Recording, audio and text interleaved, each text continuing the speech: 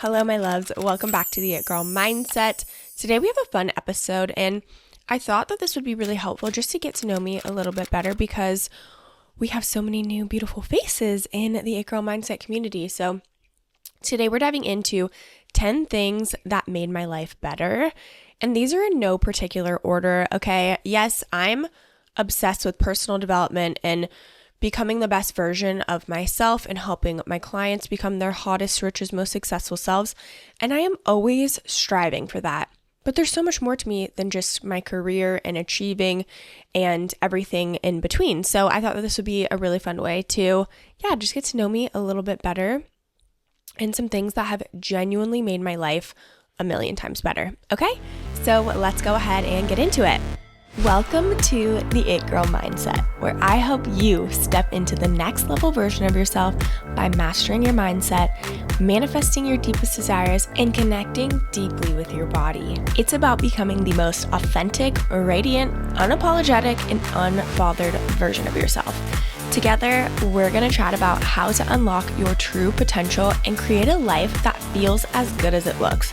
If you're ready to become the healthiest, hottest, and most abundant version of yourself, you're in the perfect place. Let's get into it.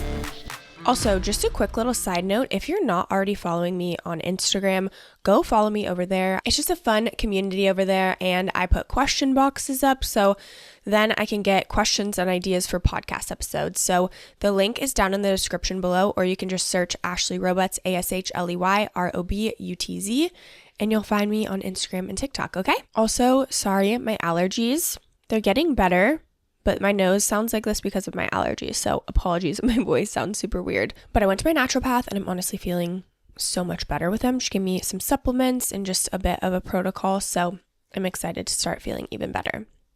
Okay, like I said, these are in no particular order. They're not like a, best to worst, whatever it may be. These are just, honestly, the order in which they popped into my brain as I was thinking about this episode. So number 1 is starting Vanderpump Rules. I'm not going to lie, I used to be that girl that was anti-reality TV. I was like, oh my gosh, it's going to affect my brain in a negative way. And honestly, I have to say it's done the opposite. Before watching Vanderpump, we were watching some scary shows. I feel like all movies and shows recently, they're all scary or they're all stupid, silly, dumb. There's no really in between. And so me and my boyfriend typically would go towards the scarier things and the darker shows. And honestly, I already have nightmares as it is. And since I'm so energetically sensitive, I take on even energy that I watch on TV. And I think watching Vanderpump, I'm so far away from that world of, drinking and partying and talking shit about people. I mean, I never really did that. I was honestly that girl that would always stand up for people. I just genuinely think everyone's doing the best that they possibly can with the resources that they have. And I don't like gossiping. But with Vanderpump, I don't know. It's almost like this escapism that makes me feel better about my life, if that makes sense. Because even when I was drinking, it made me realize that maybe I wasn't as bad as I thought I was. You know what I mean? Watching all these people do all these crazy things and continue to drink, I'm like, whoa, okay, wow, maybe I wasn't as bad as I thought I was. It's just fun to be able to watch that drama and talk about it with other people. And again, it's so far removed from drama from my own life because I do not have any capacity for drama in my own life that it's kind of fun to watch it from the outside looking in. Again, I wasn't into reality TV until probably the last 6 months. I started The Secret Lives of Mormon Wives, and I loved that. And then I finished all of those. So then I was asking my friends, I was like, okay, what should I do? And everyone was like, Vanderpump Rules. And I was like, okay. And I started it from the beginning. So many people were like, oh, I wish I could brainwash myself to forget the whole beginning of the show so I could go back and watch it. And it's just, it's so good. And it's just funny thinking too, I think about the time when I was in college when this came out and just kind of the parallels and stuff like that. I mean, they're on another level, completely other level. And then seeing all that drama and just the fighting and waking up with anxiety after drinking, I am so happy that is not me. anymore. I had my fun. I had my time. But that actually brings me to number 2, which is not drinking. So I gave up alcohol a year and 8 months ago, I believe. A year and 7 months ago. It was in October. And my life has gotten so much better. It honestly kind of took a while for it to get better, though. It was interesting because I thought as soon as I stopped drinking that magically everything would change, but I was still me. I still had a lot of, big T and little t trauma to work through. I still had a lot of personal reprogramming that I had to do. I still had people-pleasing tendencies. I still had confidence issues to work through because drinking gave me this fake confidence. I thought that it was the thing that was giving me confidence. And when I stopped drinking, I had to build up my own social skills and just remind myself like, oh, I am so sociable. I am so cool, honestly. Like I have so much to bring to the table. I also love learning things about other people. And when I kind of flipped my perspective to that with socializing, it got so much easier. And again, I'm not going to sit here and say that when I gave up alcohol that it was easy for me at first. It felt easy, but then it felt easy in the sense that I was like, I didn't have any temptation to drink. I wasn't like, oh, I just wish I could drink right now. It was more like, oh, I really need to learn how to take care of myself. I need to learn how to manage my sensitivity in groups of people because alcohol was a way for me to just ignore my sensitivity and just go with the flow, do what other people wanted to do. And when you don't drink, you can't really do that. You can't just like drink away your feelings and just go with the flow. So I really had to learn how to, go to concerts, go to parties, socialize, like go to group trips where everyone is drinking. I just had to learn what my limits were in terms of like when I could be around it and when I needed a break. And one thing that I really learned is I need to go to bed early. I need to go to bed when I normally go to bed, or else tired Ashley is not a fun Ashley. And I can't drink into making myself have fun. So I really had to, just really learn how to take care of myself on an even deeper level since I gave up alcohol. And my life is just, no more anxiety. I have way less anxiety, no more Sunday scaries, no more feeling like shit, sleeping like shit. Just, it's made my life better in so many ways. Number 3 is nervous system regulation. When I regulated my nervous system, it felt like this missing puzzle piece. I was like, oh, so this is why I've been running around like a chicken with its head cut off. I was keeping myself busy, but nothing was moving forward. And that's because I was so dysregulated that I couldn't be present with myself.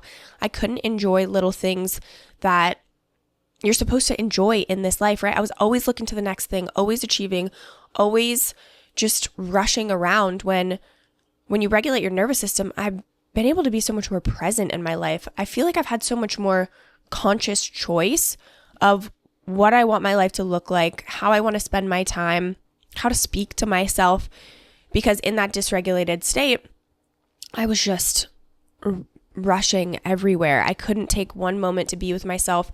I was completely disconnected to my intuition and what I wanted my life to actually look like. And so regulating my nervous system has drastically made my life better. Okay, number 4 is, hi, my love. If you're someone who's built a life for herself that looks pretty good on the outside, you've got the house, the job, the partner, but something just feels off and you just cannot quite put your finger on it, you probably keep getting this feeling that you're meant for more, but haven't actually worked up the courage to do anything about it. If this sounds like you, I want to personally invite you to The Code. The Code is a high-touch, private mentorship container for the women ready to do the deep work to become the hottest, richest, and most successful versions of themselves. It's time to create a life that feels as good as it looks. This isn't another framework to follow. It's about releasing emotions, limiting beliefs, and old patterns that are truly holding you back from becoming the hottest, richest, most successful version of you in a way that's actually authentic to you. When you recode your mind, body, and energy, you wake up with energy, excited to take care of your body and absolutely crush your day. You admit to yourself that you want to be wealthy and go after it, not from a state of delusion, but pure knowing. You make decisions and trust yourself. You're absolutely obsessed with the life that you're building because it's your version of success. Your code is about learning yourself, Not a watered down version of you, but the deep down big version of you that kind of scares the shit out of you. If you're ready to meet that version of you, apply below. The link is down in the show notes. I can't wait to read through your application. Okay, back to the episode. Okay, number 4 is just enhancing my routines. And this actually came after nervous system regulation because my routines used to just be checking a box. It's like, cool, meditate, check, cool, shower, check, cool, go to the gym, check. It was never, how can I make my routines more juicy and fun and luxurious? And when I enhanced my routines, it's a way to romanticize your life, right? You're slowing down and enjoying the middle of what you're doing. You're not thinking about the past. You're not thinking about the future. You're just here and now. And after regulating my nervous system, it allowed me to enhance my routines even more. So some of my favorite ways to do that are eye patches. I actually have these in here randomly. I was going to put them on this morning, but I didn't. But these are the Grace and Stella ones. I love these. I just buy like a big box from Amazon and I put them on every morning. And I don't know, it just like enhances my routine and makes me feel like cute and fun and like that girl. And I feel like little things like that are so underrated, where something as small as adding eye patches can almost motivate you to feel like your next level identity, right? My next level identity girly, like that future version of me, she's wearing eye patches. She's ice rolling her face, which is another thing. I've had an ice roller for like, I don't know, probably 6 years, but I forgot about it. It was just sitting in my freezer and I was like, oh, I should add this back into my morning routine. So I started doing that again. Also having like a salt rock lamp and having like sage. So when I meditate in the mornings, all the lights are off and it's usually dark out still. And I have my salt rock lamp on and then I'll just light some sage. Again, sage naturally clears energy, but also it's just a vibe and it makes me more embodied and more present in what I'm doing. Another thing that has enhanced my routines is luxurious baths. You guys, I lived in this house that I own for like 3 years before I took a bath here. And now I'm obsessed. I forgot how much I love baths, and I'm a Scorpio, so I have like so much water in my chart. Being in water just does something to me. I feel so connected to my higher self, the universe, my spirit guides. I just feel so connected when I'm in water. So I have a red light that I put in there. I add a candle. I burn some sage and I just sit in the bath. Sometimes I do a guided meditation, but a lot of times I just sit and like just allow whatever comes to me come to me, because that's when I get so many intuitive pings and just I feel the most connected to a higher power when I do that. Number 5 is adding hobbies. This is the most underrated way to enjoy your life more. I think we get so stuck in achieving and doing other things that people want us to do and, taking care of others. But when you find hobbies that genuinely light you up, even if you can do them in a small way every single day, your life exponentially gets better because you have something fun to look forward to every single day. Even if you're in a job that you don't necessarily love right now, even if 90% of your time is taken up by your kids or other priorities, whatever it may be, having a hobby that you can come back to that you genuinely enjoy is life-changing. And it changed everything for me, if I'm being honest. I've always had hobbies like, wakeboarding and snowboarding, but those are things that, one, it has to be winter to go snowboarding and it's in Tahoe, right? Like it's not easily accessible. Even wakeboarding, yeah, I can go, but it's my dad's boat. So, it's going with him and it's driving an hour away and I'm not complaining. I'm just saying it's not easily accessible. But some other hobbies that I recently added in the last couple of years are pole dancing, which, as you know, unless you're new here, I am obsessed with pole dancing. It's been so hard mentally and physically for me. And I genuinely thought that it was going to be easy for me because I was like, oh, I was a dancer my whole life. I was a 49er cheerleader. How hard could it be? Wrong. I was so wrong. It is so different. The kind of dance that I did was a lot of lower body, like leaps and jumps and all the things. Pole is so much upper body strength that I just honestly didn't have. So that was good physically, but also mentally. Learning these tricks and just being bad at something and starting from the ground up is very humbling. And as someone that loves to achieve and be the best at things, it's been a really good lesson to just do things for the fun of it instead of achieving to be like quote unquote the best. Because when I first started pole, I was like, I have to be the best. I have to move up. I have to get to level 4 ASAP. And then I finally was like, why? Like, I don't need to like just grind to be the best at everything. Like, I can do things for fun without feeling like I need to be the best at it. Right. So, and there was also this whole other piece of pole dancing that was really interesting for me to work through, because I used to be embarrassed to tell my family, oh yeah, like I'm going to pole class, because everyone has their perspective on what pole dancing is and strippers and all of that. But pole is actually a sport. It's beautiful and it doesn't have to be sexualized. It still can, and it's still empowering to feel sexy and empowered in your body, but it also doesn't have to be that if you don't want it to. But it's been a really good exercise for me to just not care what other people think, and also feel so in tune with my body. I feel like I reached a new level of confidence and comfort in my own body and in my own skin. And then there's also golf. So that's something that's been really fun for me, not only just for me, but my dad and my brother and my stepdad. It's just a fun activity to be able to do with them. And also they talk about it nonstop, and like, it's just fun to be able to have knowledge of how to play golf and, know what people are talking about. So that's been another fun thing for me. And then DJing is my newest one. I've honestly only done it like 5 times. I've always loved music, and I actually made a TikTok about this, but like, I feel things so deeply. Like, I'm so Scorpio, it's not even funny. I feel things so deeply. And so when I put music on, I feel it. Like, I feel like I can genuinely feel the energy in which the song was created. I will get so emotional on random songs, even if it's not necessarily a sad song. I can just feel the emotion and the passion that they put into creating the song. It's so wild. And what I think is so cool about music too is like, you play a song, and if it's from like a certain period in your life, you can instantly get taken back to that point. And I just think that's the coolest thing ever. So DJing has been a new fun challenge for me. And again, I'm not like, I need to be the best DJ and I want to like perform all over the world. No, I'm just doing it for fun, to try a new hobby and learn something new. So also, all of my hobbies seem to be very physical. So I wanted a hobby that wasn't as physical, so I can just chill at home and do it instead of pole dancing and golf. And I know you think golf wouldn't be that physically intensive, but it really is. It's also very emotional. It's such a mind game.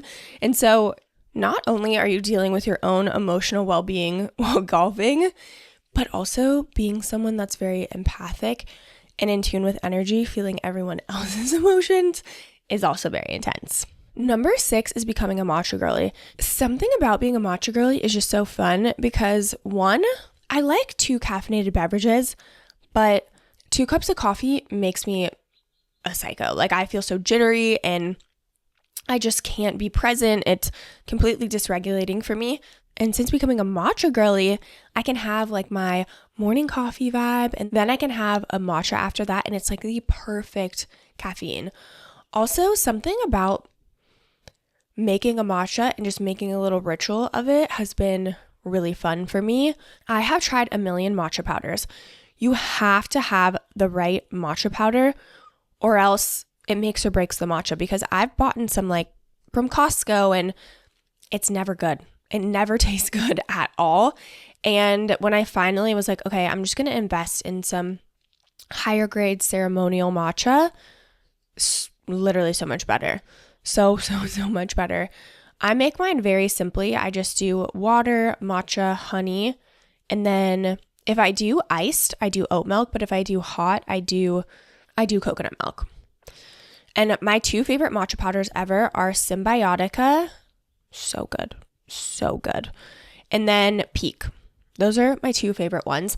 The thing that's nice about Peak is they're in like little travel packets. So 1, you can travel with them, but also you don't have to measure it out. It's like the same amount every single time. I do have links to both of those in my Shop My down below if you do want to order either of them. They're so good.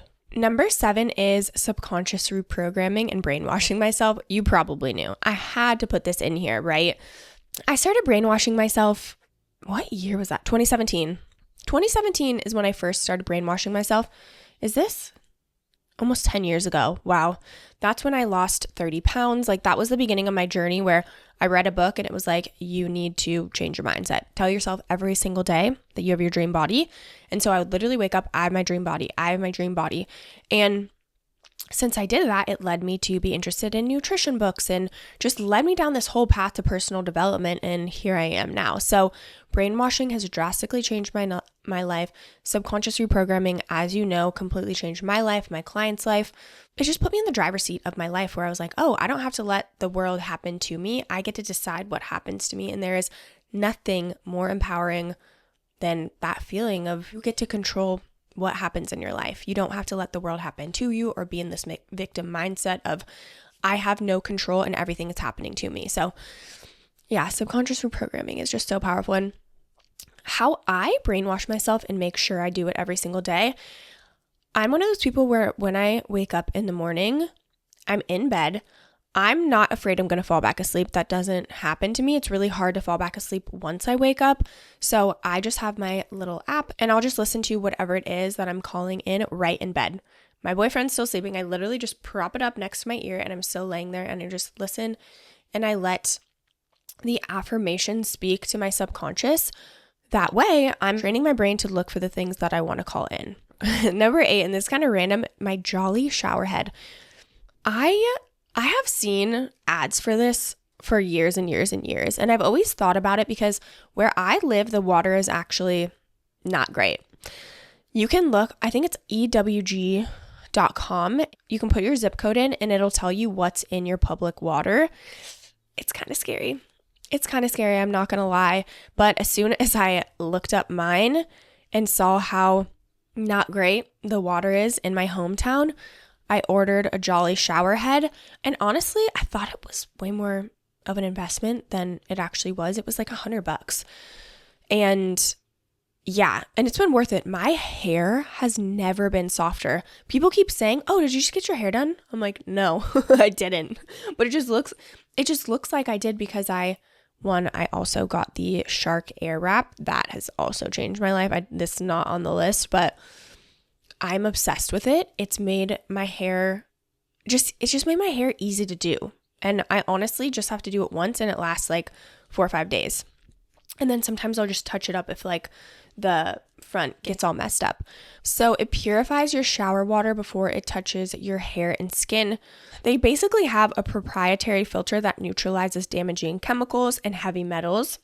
Basically, it just cleans your water for you. It filters it. And it has made my hair so much softer.